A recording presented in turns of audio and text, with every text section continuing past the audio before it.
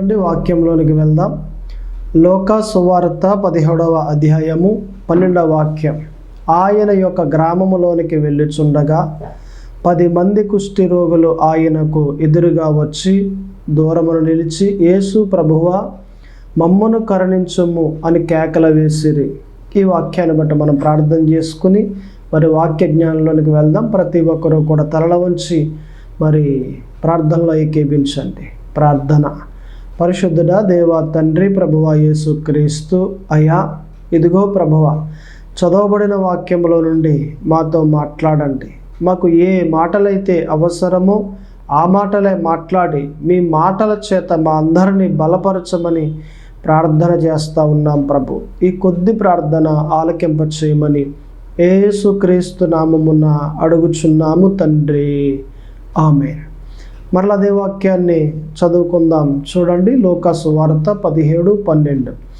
ఆయన యొక్క గ్రామములోనికి వెళ్ళుచుండగా 10 మంది కుష్టి రోగులు ఆయనకు ఎదురుగా వచ్చి దూరమున నిలిచి, యేసు ప్రభువా, మమ్మును కరుణించుము అని కేకలు వేసిరి. నిజానికి యేసు ప్రభువారు శరీరధారిగా ఉన్నప్పుడు జరిగిన సంఘటన ఇది. యేసు ప్రభువారు శరీరధారిగా ఉన్నప్పుడు అనేక ప్రాంతాలకు వెళ్ళి ఆయన సువార్తన చేశారు. అనేక మందిని బాగు చేశారు. అనేక మందికి దెయ్యాలు పడితే విడిపించారు. ఇలాగున ఎందరినో బాగు చేసినట్లుగా మనము మరి బైబిల్లో చూస్తూ ఉన్నాం. ఆయన ఇలాగున బాగు చేస్తున్న క్రమములో ఒక రోజున ఒక ప్రాంతానికి వెళ్ళినప్పుడు 10 మంది కుష్టి వ్యాధి కలుగున్న వారు యేసు ప్రభు దగ్గరకు వచ్చారు. వచ్చి అంటా ఉన్నారు కదా, దూరంగా నిలబడి, అయ్యా మీకు ఇష్టమైతే మమ్మల్ని బాగు చేయి, శుద్ధులుగా చెయ్యి అని అడిగారు. యేసు ప్రభు అన్నారు, నాకు ఇష్టమే, మీరు బాగుపడండి. మీరు వెళ్తా ఉండగానే మీకు బాగు కలుగుద్ది. మీ శరీరంలో ఉన్న కుష్టి వ్యాధి అది తొలగిపోతుంది అని యేసు ప్రభువారు చెప్పారు. ఆ మాట చెప్పగానే వాళ్ళంతా కూడా బయలుదేరి వెళ్ళిపోతూ ఉన్నారు. అలాగను బయలుదేరి వెళ్ళిపోతూ ఉన్నప్పుడు దారిలోనే 10 మందికి కుష్టి వ్యాధి పోయింది, బాగుపడిపోయారు. అయితే కుష్టి వ్యాధి కలిగి ఉన్న 10 మంది బాగుపడ్డారే, ఇందులో 90 ఇంటికి వెళ్ళిపోయారు. ఒక్కడు మాత్రం యేసు ప్రభు దగ్గరికి వచ్చాడు. వెనక్కి మరలా వచ్చి యేసు ప్రభు పాదాల మీద పడి, అయ్యా నిజంగా కృతజ్ఞతలు ప్రభు, ఈ రోగాన్ని బట్టి ఎన్నో రోజులు బాధపడ్డాను, ఈరోజు నాకు నయమైంది, నన్ను బాగు చేశారు, చాలా సంతోషం అనేసి దేవుని పాదాల మీద పడి కృతజ్ఞతలు తెలియజేసి అప్పుడు వెళ్ళాడు. యేసు ప్రభు అన్నారు కదా ఆ వ్యక్తితో, ఏంటిది బాగైంది 10 మంది కదా, ఒక్కడవే వచ్చావే, కనమా 90 ఏరి అని అన్నారు యేసు ప్రభు. నిజమే కదా, యేసు ప్రభువారు అన్న మాట ప్రకారంగా మనం చూస్తే కనమా 90 ఏరి అనంటే ఏరి వారు కృతజ్ఞత కలిగి ఉన్నారా? లేరు, వెళ్ళిపోయారు. వాళ్ళకి కార్యం పొందుకున్నారంతే, వాళ్ళంతా కార్యం పొందుకున్నారంతే. యేసు ప్రభు దగ్గరికి రావాలి, కృతజ్ఞతలు తెలియజేయాలి. బాగు చేశారు కదా, థ్యాంక్ యూ జీసస్ అని ఒక పదాన్ని వాడి మనం వెళ్తే బాగుంటుంది. అయినా నేను అంటాను కదా, వెనక్కి వస్తే పావుగంట టైం, మరలా వెళ్తే పావుగంట, అంటే ఒక అరగంట ఖర్చు పెట్టలేకపోయారు. ఎన్నో రోజులు బాధపడ్డారు, ఎన్నో నిందలు పడ్డారు ఆ రోగాన్ని బట్టి. ఊరు బయటికి నెట్టేస్తే ఊరు బయటికి వెళ్ళిపోయిన దినాలు కూడా వారు అటువంటి అవమానం కూడా ప్రయాణం చేశారు. ఇంతలాగున బాధపడ్డాం కదా, దేవుడు కార్యం చేశాడు కదా, వెనక్కి తిరిగి వెళ్ళి కృతజ్ఞతలు తెలియజేద్దామన్న ఆలోచన వారికి పుట్టలేదండి. రాలేదు, ఒక్కడే వచ్చాడు, 90 రాలేదు. ఈ రోజున మన ముందర 2 గ్రూపులు కనిపిస్తూ ఉన్నాయి. ఒకటి ఆ 90 కృతజ్ఞత లేని వారు, రెండవది ఒక్కడు దేవుని దగ్గరికి వచ్చాడే కృతజ్ఞత కలుగున్నవాడు. 2 గ్రూపులు కనిపిస్తూ ఉన్నాయి. మీరు ఏ గ్రూపులో ఉంటారు? మీరు ఏ గుంపులో ఉంటారు? కృతజ్ఞత కలిగి ఉన్న ఒక్కళ్ళలో ఉంటారా? కృతజ్ఞత లేని 90లో ఉంటారా? ఏ గుంపులో ఉంటారు మీరు? మీ గుంపు ఏది? నిజంగా దేవుని దగ్గర మనము కృతజ్ఞత కలిగి ఉంటే మన జీవితాలు ఎంత బాగుంటాయండి. నిజమే, దేవుడు కార్యాలు చేస్తూ ఉన్నాడు. దేవుడు కార్యాలు చేస్తూ ఉన్నప్పుడు పొందుకుని మర్చిపోయేవారిగా ఉంటే మనలో కృతజ్ఞత లేదు. ఇప్పుడు మీలోనే ఎవరో ఒకరు వచ్చి అమ్మ ఒక 1000 రూపాయలు కావాలి అని అడిగారు. ఓకే, చేపదలు మీరు ఇచ్చారు, పట్టుకుని వెళ్ళిపోయారు. ఒక నెలలో మరలా పట్టుకొచ్చి 1000 రూపాయలు ఇచ్చారు, మీరు తీసుకున్నారు, అయిపోయింది. ఇంకొక నెలలో మీకు ఏదో జ్వరం వచ్చింది, ఆరోగ్యం బాగోలేదు, మంచం మీద ఉన్నారు. ఆ టైంలో ఆమె రోడ్డంట వెళ్తూ ఉంది, కేకేసి అమ్మ నేను మంచం మీద ఉన్నాను, ఒంట్లో బాగోలేదు, జ్వరం, ఒక బిందె నీళ్ళు పట్టురండి అని అన్నారు. ఆమె నాకు చెప్తున్నావా, అబ్బే నాకు ఇంటి దగ్గర చాలా పనులు ఉన్నాయి, కుదరదు అని వెళ్ళిపోయింది అనుకోండి. ఆమెకు కృతజ్ఞత ఉందా? ఒకప్పుడు అవసరం రాగానే మీ దగ్గరకు వస్తే 1000 రూపాయలు మీరు ఇచ్చారు, దానికి కృతజ్ఞత కలిగి ఆమె ఉండాలి. కానీ ఉందా? లేదు. ఆమె సమయం రాగానే పనిచేసే కృతజ్ఞత ఏది చూపించే సమయం రాగానే చేయకుండా వెళ్ళిపోయింది. ఒక్క బిందె నీళ్ళు 5 నిమిషాలు టైం పట్టుద్ది అంతా పోసి. కానీ ఆమె తేకుండా వెళ్ళిపోయిందంటే కారణం ఏంటి? ఆమె హృదయంలో కృతజ్ఞతా భావము లేదు. మేలు పొందుకోవటం వరకు ఓకే, మేలు పొందుకున్న తర్వాత మర్చిపోయావా, నీలో కృతజ్ఞత లేదు అని అర్థం. ఎన్ని కార్యాలు చేశాడు దేవుడు నీ పట్ల, ఎన్నో కార్యాలు, ఎన్నో అనుభవించావు, ఎన్నో పొందుకున్నావు. దేవుడు ఎన్నో కార్యాలు ఇచ్చారు, ఎన్నో కార్యాలు చేశారు. ఏమండి, ఎన్నో పొందుకున్నావు. ఇప్పుడు దేవుని పాదాల దగ్గర నువ్వు ఎలాగుండాలట? కృతజ్ఞత కలిగి ఉండాలి. పొందుకున్న నీవు దేవుని పాదాల దగ్గర కృతజ్ఞత కలిగి ఉంటే నిశ్చయముగా దేవుడు దీవిస్తాడు ఆయన. ఇందులో మనకి 3 మాటలు కనిపిస్తూ ఉన్నాయి, ఏ ఏ విషయాల్లో మనము కృతజ్ఞత కలిగి ఉండాలి అనేది. అందులో మనం మొదటి మాట చూద్దాం, చూడండి. కొలస్సీ 3వ అధ్యాయము 17వ వాక్యం. మరియు మాట చేత కానీ క్రియ చేత కానీ మీరేమి చేసినను ప్రభువు అయిన యేసు ద్వారా తండ్రి అయిన దేవునికి కృతజ్ఞత స్తుతులు చెల్లించుచు సమస్తమును ఆయన పేరట చేయుడే. ఇది మనము సాధారణంగా ఆలోచన చేస్తే ఏమండి, మరియు మాట చేత కానీ క్రియ చేత కానీ అని 2 మాటలు పలికాడు అక్కడ. అంటే మాట చేత మనము కృతజ్ఞత కలిగి ఉండాలి, రెండవదిగా ఏమండి క్రియ చేత కృతజ్ఞత కలిగి ఉండాలి. అయితే మాటల్లో కృతజ్ఞత ఎలాగా ఒక్కసారి గ్రహించాలి మీరు. మాటల్లో కృతజ్ఞత ఎలాగా? నిజానికి ప్రార్థన చేస్తూ ఉన్నాం, రోజు ప్రార్థన చేస్తున్న మనము ఒక పదాన్ని వాడాలి. అయ్యా ఎంత మంచి జీవితం ఇచ్చారయ్యా, కృతజ్ఞతలు, ఈ పదాన్ని వాడాలి. ఈ జీవితం లేకుండా ఎందరో హాస్పిటల్లో ఉన్నారు, కాళ్ళు ఇరిగి, చేతులు ఇరిగి, కన్ను పోయి, లేకపోతే ఏమండి చెవుడొచ్చి, ఇలాగున ఎన్నో బాధలు పడుతూ ఆరోగ్యం లేకుండా హాస్పిటల్ ఏమండి చుట్టూరు తిరుగుతున్న ఏమన్నా మనుష్యులు ఎందరో ఉన్నారు. మనం ఆరోగ్యంగా ఉన్నాం, చక్కగా మన పని చేసుకుంటూ ఉన్నాం, ఇంతలాగున మంచిగా ఉన్నాం కదా. ఇప్పుడు ఇంత మంచి ఆరోగ్యాన్ని ఇచ్చినందుకు, ఇంత మంచి జీవితాన్ని ఇచ్చినందుకు కృతజ్ఞతల ప్రభు అని రోజు ప్రార్థనలో ఏమండి మనం పెట్టాలి, రోజు ప్రార్థన చేయాలి. ఈ విధముగా ఎవరైతే ఇలా చేస్తారో వీరు మాటల్లో కృతజ్ఞత కలిగి ఉన్నారు. ఎవరైతే మాటల్లో కృతజ్ఞత కలిగి ఉంటారో నిశ్చయముగా దీవించబడతారండి, నిశ్చయముగా పక్కా. రెండవదిగా మనం చూస్తే ఇక్కడ ఏం కనిపిస్తూ ఉంది? క్రియలలో. అంటే క్రియలంటే ఇప్పుడు నూతన సంవత్సరం వచ్చినప్పుడు మనం ఏం చేయాలి? ఈ సంవత్సరం అంతా కాచి కాపాడి భద్రపరిచి క్షేమముగా ఉంచినందుకు అయ్యా ఇదిగో ఒక కానుకిస్తున్నాను అని అంటే, కానుకిస్తే అది క్రియ. ఈ సంవత్సరం అంతా కాచి కాపాడి క్షేమంగా ఉంచినందుకు ప్రార్థన పెట్టించుకుంటున్నాను ప్రభువా అని అంటే అది క్రియ, అది క్రియ. ఇలాగున క్రియల్లో ఒక కానుక దేవునికి ఇచ్చి కానీ, ఒక మీటింగ్ పెట్టించుకుని కానీ, ఒక సాక్ష్యం చెప్పి కానీ, ఇలాగ క్రియల్లో మనం ఏం చేయాలట? దేవునికి ఎవరి కృతజ్ఞత కలిగి ఉన్నవారిగా మనం కనిపించాలి. మన జీవితాల్లో ఎవరి మాటల్లో కృతజ్ఞత ఉండాలి. రెండవదిగా మనం చూస్తే ఏమండి మరి క్రియల్లో కూడా కృతజ్ఞత కలిగి ఉండాలి. ఆ కృతజ్ఞత లేదనుకోండి మన జీవితాలన్నీ ఏమైపోతాయి? పాడైపోతాయి. నిజానికి ఒక ప్రాంతంలో ఏమండి ఒక బల్లకట్టు ఉంది, అంటే ఒక కాలువ దాటడానికి ఒక దోణె ఎలాగైతే ఉంటుందో ఆ దినాల్లో బల్లకట్టు మరి ఉండేది, ప్రయాణం చేస్తూ ఉండేవారు. ఆ దినాల్లో వంతెనలు తక్కువ, బల్లకట్లు దోణిలు బాగా ఎక్కువ. అయితే ఆ ప్రాంతంలో ఆ రోజున బల్లకట్టు ఎక్కారు, దాదాపు 20 మంది ఎక్కారు, ప్రయాణం చేస్తూ ఉన్నారు. కాలం మధ్యలోకి వచ్చిన తర్వాత అది ఒరిగిపోయి మునిగిపోయింది.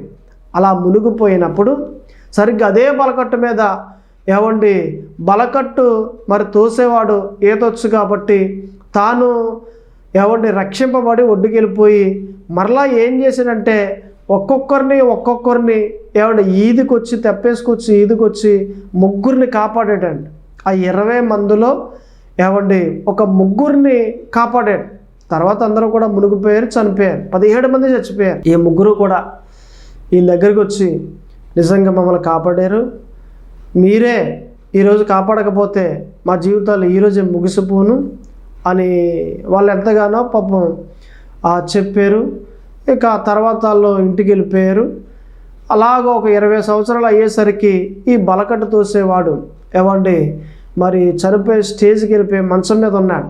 బాగా ముసలోడు అయిపోయి మంచం మీద ఉండి తన కొడుకుతో అన్నాడు కదా, ఒరే 20 సంవత్సరాల క్రితం బలకట్టు మీద ఉండి నేను తోస్తా ఉన్నప్పుడు అప్పుడు మునిగిపోయింది కదా, ముగ్గురిని కాపాడాను కదా, ఆ ముగ్గురిని ఒక్కసారి చూడాలరా, ఆ ముగ్గురితో మాట్లాడాలరా, ముగ్గురిని ఒకసారి పిలువు అని అన్నాడు. అన్నట్లుగా ఫోన్ నెంబర్లు తీసుకుని వారికి ఫోన్ చేసి రమ్మని పిలిచాడు. ఇద్దరేమో వస్తానన్నారు. ఒకడు అన్నాడు కదా, నాకు ఖాళీ ఉండదు, నేను కాస్త బిజీగా ఉన్నాను, నేను రావటం కుదరదు, ఏమైనా డబ్బులు కావాలితే పంపిస్తానని చెప్పు అని అన్నాడు.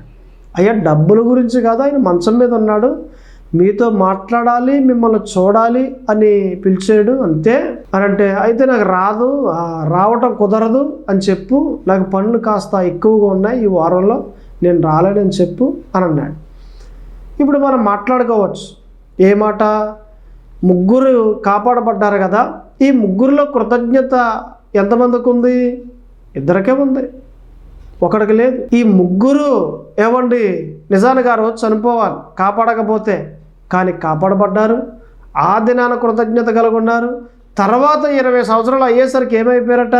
కృతజ్ఞత లేని వారిగా కనిపించారు. ఒక రోజు ఖర్చు పెడితే పోయిందే ఉంది. ఇన్ని రోజులు దేవుడు ఆయన ద్వారా ఇచ్చాడు కదా, ఆ రోజే సరిపోకుండా ఇన్ని దినములు ఇచ్చాడు కదా, ఇన్ని నెలలు ఇన్ని సంవత్సరాలు ఇచ్చాడు కదా, ఒక రోజు ఈయన గురించి ఖర్చు పెడితే పోయిందే ఉంది. కృతజ్ఞత లేని స్థితి, కృతజ్ఞత లేని భావం మన జీవితాల్లో ఎప్పుడూ ఉండకూడదు. దేవుని దగ్గర మనము కృతజ్ఞత కలిగి ఉన్న వారిగా ఉండాలి. ఇది దేవుడు మనకు నేర్పించేది, దేవుడు మనకు అలవాటు చేసేది ఇది. ఎప్పుడైతే ఇలాగనిట్టి మాదిరి మనం ఉంటామో ఖచ్చితంగా మన జీవితాలన్నీ కూడా దేవుల్లోనికి వెళ్తాయి. దీవించబడతాం, ఆశీర్వాదాన్ని పొందుకుంటాం, నిశ్చయముగా బలపరచబడి అనేక మందికి ఆశీర్వాదకరముగా, దేవునికి మహిమకరముగా మలచబడతాం మనం. ఇటువంటి జీవితం ఉందా?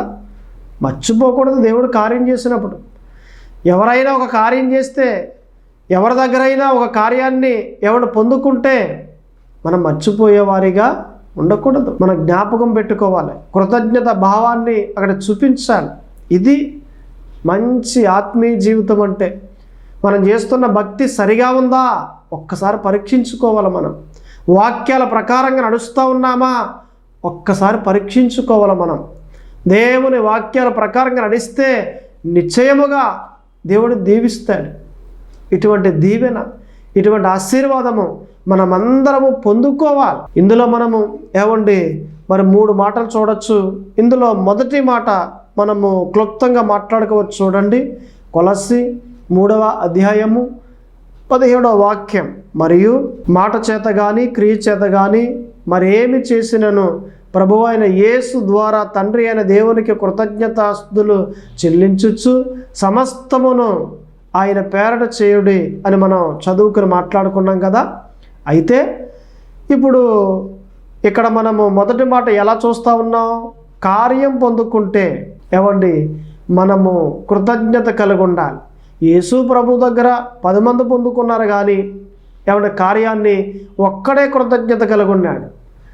కార్యం పొందుకున్నప్పుడు, దేవుడు చేసిన కార్యం మనం పొందుకున్నప్పుడు ఆ కార్యం పొందుకున్న తర్వాత కృతజ్ఞత కలిగి ఉండాలి మనం. ఇది మన మొదటి మాట. ఇక రెండవది, పౌలు గారు రాసిన పత్రిక రోమా 1వ అధ్యాయము 21వ వాక్యం, మరియు వారు దేవుని ఎరిగియు ఆయనను దేవునిగా మహిమపరచలేదు, కృతజ్ఞతాస్తుతులు చెల్లింపను లేదు. చూడండి, దేవుణ్ణి ఎరిగియుండియు ఏం చెల్లించలేదట?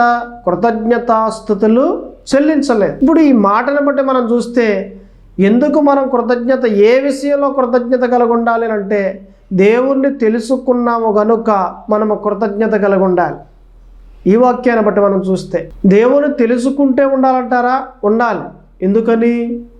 లోకస్తులు ఉన్నారు, అన్యులు ఉన్నారు, వేరే వేరే మతస్థులు ఉన్నారు, ఇంకా దేవుళ్ళలోకి రాలేదు అంటే, వారు ఇంకా దేవుని తెలుసుకోలేదంటే దేవుడు ఇంకా వారికి ఏం చేయలేదట? తెలియచేయలేదు. ఆ కృపను ఇంకా ఇవ్వలేదు. సమయం ఉంది కాబట్టి ఏమండి, ఇంకా కృపను ఇవ్వలేదు. మనకు సమయం వచ్చింది కాబట్టి దేవుడు కృప చూపించి దేవుని గూర్చి ఏమండి తెలియజేసి దేవుని గూర్చి ఏమండి మన మనసులో పెట్టి, నేను దేవుణ్ణి, నేనే నిజమైన దేవుణ్ణి, నాలోనికి రండి అని మనకి ఒక వార్తను పంపించారు కనుక మనం వచ్చాం, యేసు ప్రభుని తెలుసుకున్నాం, దేవుని బిడ్డలాగా మనము ఏమండి జీవిస్తూ ఉన్నాం. ఇప్పుడు దేవుని తెలుసుకున్నాము కనుక దేవుని దగ్గర కృతజ్ఞత కలిగి ఉండాలి. తెలియలేని వారు కూడా చాలామంది ఉన్నారు ఇక్కడ. మనం ఉంటున్న ఈ ప్రాంతంలో, లేదా మన రాష్ట్రంలో, లేదా మన దేశంలో ఎందరో దేవుణ్ణి ఇంకా ఎరగని వారు, దేవుణ్ణి ఇంకా తెలుసుకోలేని వారు ఎందరో ఉన్నారు. వారికి లేని భాగ్యం దేవుడు మనకి ఇచ్చాడు కదా. ఇచ్చాడు కనుక దేవుని తెలుసుకున్న మనము ఏమండి కృతజ్ఞత కలిగే దేవుని దగ్గర జీవించాలి. ఎందరైతే ఎలాగో జీవిస్తారో నిశ్చయముగా దేవుడు వారిని ఏం చేస్తారట? బలపరుస్తారు. అంతకంతకు ఏమండి దేవుడు ఎలాగున మరి దావీదును వర్ధిల్లింపజేశాడో అలాగున మనమంతా వర్ధిల్లుతాం. క్రమముగా ఇస్సాకు ఎలాగా ఏమండి ఎదిగాడో మనం కూడా ఎదుగుతాం. అయితే ఎలాగుండాలి? కృతజ్ఞత కలిగి మనం జీవించాలి.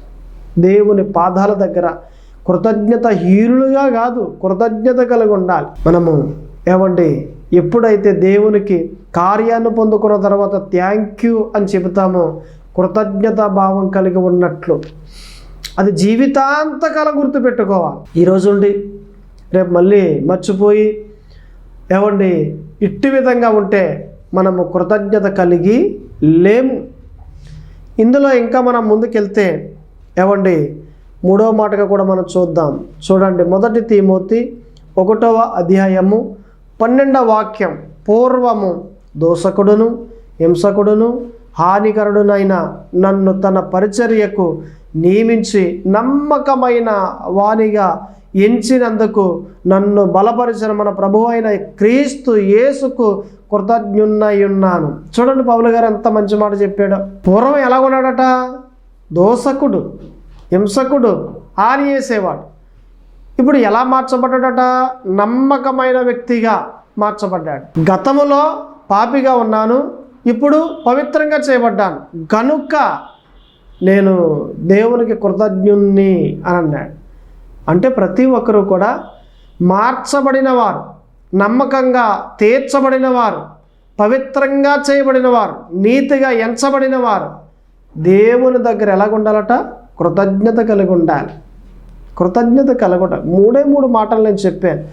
ఒకటి, కార్యం పొందుకున్న వారు దేవుని దగ్గర కృతజ్ఞత కలిగి ఉండాలి. రెండవది, దేవుణ్ణి తెలుసుకున్నవారు మరి దేవుని దగ్గర కృతజ్ఞత కలిగి ఉండాలి. మూడవది, నమ్మకమైన వారుగా తీర్చబడిన వారు ఏమండి దేవుని యొద్ద కృతజ్ఞత కలిగి ఉండాలి. ఈ పౌలు ఉన్నట్లుగా మనం కూడా కృతజ్ఞత కలిగి జీవించాలి. ఎవరైతే ఇలా జీవిస్తారో నిశ్చయముగా వారిని దేవుడు దీవిస్తాడండి. ఒక ప్రాంతంలో ఒక యజమానుడు ఉన్నాడు. ఆయనకు ఒక కుక్క ఏమండి ఉంది. అది బాగా ముసలిది అయిపోయింది. నిజానికి చిన్నప్పుడే తీసుకొచ్చాడు. ఆయన దగ్గర ఎంతో బాగా నమ్మకంగా పనిచేసింది.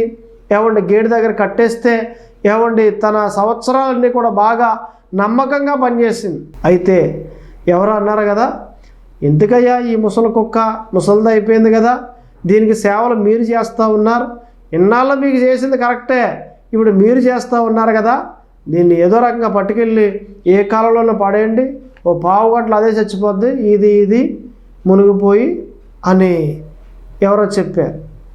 ఓకే, దీంతో నేను భరించలేకపోతున్నాను, దీనికి సేవలు చేయలేకపోతున్నాను, ఇంకేమన్నా ఉందా అనేసి ఒకరోజు బయలుదేరి ఒక కాలువ దగ్గరికి పట్టుకెళ్ళి ఏమంటే ఒక దోణి ఉంటే దాంట్లో ఎక్కించి ఆ కాలువ మధ్యలోనికి వెళ్ళి ఈ కుక్కని ఏమంటే గట్టిగా ఇసిరి కొట్టాడు.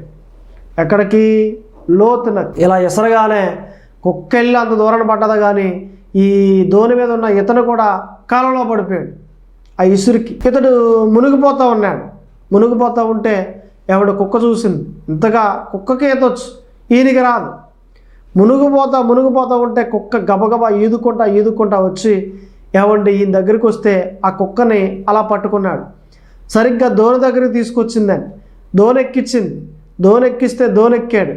ఎక్కిన తర్వాత దాన్ని కూడా దోణిలోకి ఎక్కించాడు. అప్పుడు గ్రహింపు శక్తి వచ్చింది. అరే, నేను తప్పు చేశాను, ఇన్నాళ్ళు నా దగ్గర నమ్మకంగా పనిచేసింది కదా, ఎంత నమ్మకంగా పనిచేస్తే దీన్ని తప్పించుకోవాలి దీని నుండి నేను అనేసి చంపడానికి చూసానే కానీ దీన్ని ఈ టైంలో ముసలి వయసులో మంచిగా చూడాలి అనే తలంపు నాకు కలగలేదు. ఎవరో చెప్పిన మాటని బట్టి దీన్ని చంపేయాలని తీసుకొచ్చాను. దీన్ని చంపడానికి నేను వస్తే నన్ను కాపాడింది ఇది. నిజంగా దానికున్న కృతజ్ఞత నాకు లేదు. కాబట్టి ఇది కరెక్ట్గా దాని ఇంటికి తీసుకెళ్ళి దాన్ని చనిపోయేంత వరకు ఆ ముసలి వయసులో ఎంతో మంచిగా చూసుకున్నాడు దాన్ని కదా. మన వాక్యాన్ని బట్టి మనం ఆలోచన చేస్తే మనం ఏం కలిగి ఉండాలట? కృతజ్ఞత కలిగి ఉండాలి. ఏం కలిగి ఉండాలి? కృతజ్ఞత. కృతజ్ఞత ఏ విషయాల్లో ఉండాలట? ఒకటి, దేవుని దగ్గర కార్యం ఎవరైతే పొందుకున్నారో వారు కృతజ్ఞత కలిగి ఉండాలి. రెండవది, దేవుని తెలుసుకున్నవారు ఎవరు దేవుని దగ్గర కృతజ్ఞత కలిగి ఉండాలి. మూడవది, నమ్మకస్తులుగా తీర్చబడిన వారు దేవుని దగ్గర కృతజ్ఞత కలిగి ఉండాలి. ఇలా ఎవరైతే ఉంటారో నిశ్చయముగా దేవుడు వారందరినీ దేవుడు దీవిస్తాడు. అందరినీ పక్కా. అంతేగాని కార్యాలన్నీ పొందేసుకుని మర్చిపోయి అలాగే ఉంటాయిలే, కార్యం అయిపోయింది కదా, మా అబ్బాయికి పెళ్ళి అయిపోయింది కదా, చాలక ఆలయానికి వెళ్ళక్కర్లేదులే అని మానేస్తారు కొంతమంది. అంటే ఆలయానికి వచ్చేది దేనికి? కార్యం పొందుకోవడానికి. అయిపోయింది కదా అని వెళ్ళిపోతారు. అంటే కార్యం పొందుకోవడానికి ఆలయానికి వచ్చాం, మరి పొందుకున్న మనము కృతజ్ఞత కలిగి ఉండాలి కదా. కొంతమంది ఉండరు. ఇది సరికాదు. కార్యం పొందుకున్నామంటే ఖచ్చితంగా కృతజ్ఞత కలిగి ఉండాలి. అందుకే మనము ఒక మాట చదువుకున్నాం కొలస్సీ 3:17లో, మరియు మాట చేత కానీ క్రియ చేత కానీ మీరేమి చేసినను ప్రభువైన యేసు ద్వారా తండ్రి అయిన దేవునికి కృతజ్ఞతాస్తుతులు చెల్లించుచు సమస్తమును ఆయన పేరట చేయుడే. మాట చేత కానీ క్రియ చేత కానీ. కొంతమందికి మాటల్లో పై మాటకైతే నువ్వంటే నాకు చాలా ఇష్టం అని అంటారు. ఇప్పుడు భర్తే ఉన్నాడు అనుకోండి, భార్యని ఏమంటాడట? ఒరే, నువ్వంటే నాకు చాలా ఇష్టంరా అని అంటాడు మాటల్లో. కానీ ఏముండదు? క్రియల్లో ఉండదు కృతజ్ఞత. క్రియల్లో ఏముండదు. మాటల్లో ప్రేమేరు, క్రియల్లో ప్రేమేరు. ఇప్పుడు కొత్తగా పెళ్ళయింది, భార్య అంది బయటికి వెళ్తా ఉన్నప్పుడు ఏమన్నా తీసుకురండి అని చెప్పింది. ఒరే, నీకు ఏమి ఇష్టంరా, అవి పట్టుకొస్తాను అని అన్నాడు. Okay, right. భార్య అనగానే భర్త పట్టుకు రావడానికి బయటికి వెళ్ళాడు, పనిలోకి వెళ్ళిపోయాడు. ఇంతకీ ఏమడిగింది? 2 మిరపకాయ బజ్జీలు అడిగింది. చిన్నప్పుడు పట్టుకొస్తానులే అని అన్నాడు. పనిలోకి వెళ్ళిపోయాడు. పని అయిపోయిన తర్వాత 5 గంటలకి రైతు పిలిచి 500 రూపాయల నోటు ఇచ్చాడు. ఇస్తే ఆ నోటు పట్టుకుని వచ్చేసాడు. దారిలో మరి ఏం పట్టుకు రావాలి? భార్యకు మిరపకాయ బజ్జీలు పట్టు రావాలి. ఆ కొట్టు దగ్గర ఆగాడు, బండి స్టాండ్ వేసాడు, నిలబడ్డాడు. కానీ ఆ కొట్టు దగ్గరికి వెళ్ళలేకపోతున్నాడు. కారణం ఏంటనంటే 500 రూపాయల నోటు మార్చాలా? ఏది ఈ 10 రూపాయల మిరపకాయ బజ్జీల గురించి? అబ్బే, రేపు పట్టుకెళ్దాంలే, నోటేం మారుస్తాంలే అని మరలా బండెక్కి ఇంటికి వచ్చేసాడు. పాపం భార్య ఆయన ఏమన్నా పట్టుకొస్తున్నాడు ఏమన్నా చేతిలోకి కూడా చూసింది, చేతుల్లో ఏమీ లేదు. సర్లే, ఏదో వచ్చేసారేమో అని మనసులో అనుకుంది. ఇంటికి వచ్చి నేను భార్యతో అంటా ఉన్నాడు కదా, రేపు పట్టుకొస్తానులే నీకు అని చెప్పాడు. సర్లే, కాళ్ళకు నీళ్ళు ఇచ్చింది, భోజనం పెట్టింది, ఏమండి తిన్నాడు. ఆ రాత్రికి చక్కగా మరి పడుకున్నారు. తెల్లారిన తర్వాత స్నానం చేసాడు, మరలా వెళ్తూ ఉన్నాడు. వెళ్ళేటప్పుడు ఒరే ఇంకేమన్నా నీకు కావాలా, మిరపకాయ బజ్జీలు తెస్తే సరిపోతుందా అని అన్నాడు. ఆ బజ్జీలు పట్టుకొస్తే సరిపోతుందా, 2 అట్టరని చాలు అని అంటే పనిలోకి వెళ్ళిపోయిన తర్వాత పని చేసాడు. ఆ రైతు 5 గంటలకి ఏవయ్యా ఎలారా, మొన్న నీకు 10 రోజుల క్రిందట ఒక 500 ఇవ్వాలి కదా ఒక రోజుకి, అది ఇది ఇదిగో 2 రోజుల కూలి అనేసి 1000 రూపాయల నోట్ ఇచ్చాడు. ఇక చూడండి, బయలుదేరాడు. సరిగ్గా దారిలో ఆగాడు, కొట్టు దగ్గర. ఎక్కడా? మిరపకాయ బజ్జీల దగ్గర ఆగాడు. బండి స్టాండ్ వేసాడు, నిలబడ్డాడు. నోటు ఇలా జేబులో తీయగానే అరే 1000 రూపాయల నోటు మార్చాలా, రేపు పట్టుకెళ్దాంలే అని మరలా బండి ఎక్కాడు. ఇంటికి వచ్చేసాడు. ఒరే రేపు పట్టుకొస్తానురా అని అన్నాడు. మరలా ఓకేనండి అని అన్నాడు. కాళ్ళకు నీళ్ళు ఇచ్చింది, భోజనం చేసాడు. తర్వాత పడుకున్నారు. తెల్లారింది. 3వ రోజు వెళ్తూ ఉన్నాడు. ఒరే అయ్యానా నీకు ఇంకేమైనా కావాలా, బజ్జీలు తెస్తే సరిపోతుందా అన్నాడు. మీరు ఏమీ తేవద్దండి, మీరు క్షేమంగా వెళ్ళి క్షేమంగా రండి, అంతే చాలు, మీరేం తేవక్కర్లేదు అని అంది. ఆమెకు అర్థమైపోయింది, ఈయన పిసినారుడు, డబ్బు ఖర్చు పెట్టడు, దాయటమే తప్ప కానీ తినడం కానీ పెట్టడం కానీ ఏమీ లేదనమాట అని అర్థమైపోయింది భార్యకు. నిజంగానే అంటాను కదా, మాటల్లో చూపిస్తున్నాడు. ఏమని?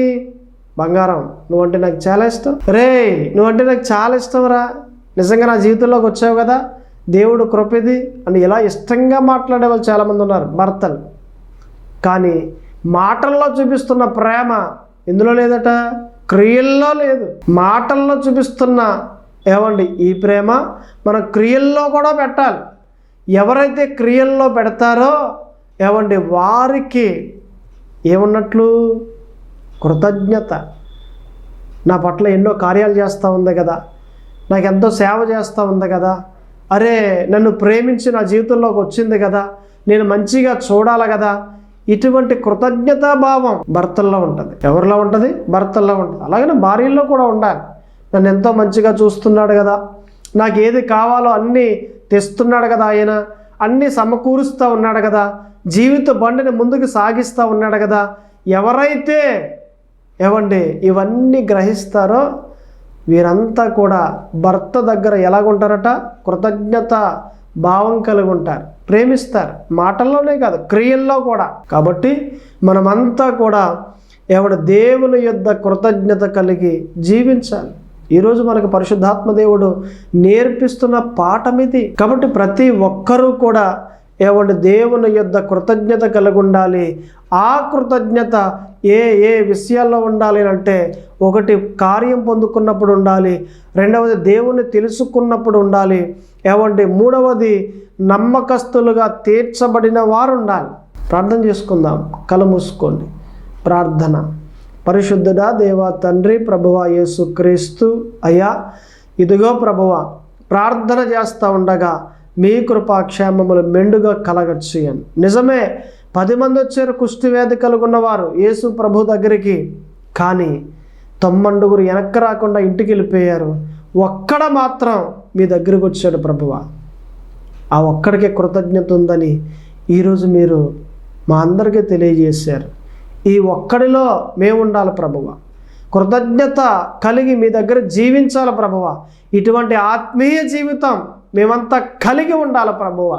ప్రార్థన చేస్తూ ఉండగా మీ దీవెన ఆశీర్వాదములు మెండుగా కలగచ్చేయండి. ఇది ఈ వాక్యాన్ని ఎందరైతే వింటున్నారో వారందరినీ బలపరచండి. ఈ ప్రార్థనలో ఎందరైతే ఏకీభించారో అయ్యా, వీరందరినీ కూడా బలపరిచి మీకు మహిమకరముగా, కుటుంబానికి దీవెనకరముగా బ్రతకడానికి కృప చూపించమని ప్రార్థన చేస్తూ ఉన్నాను.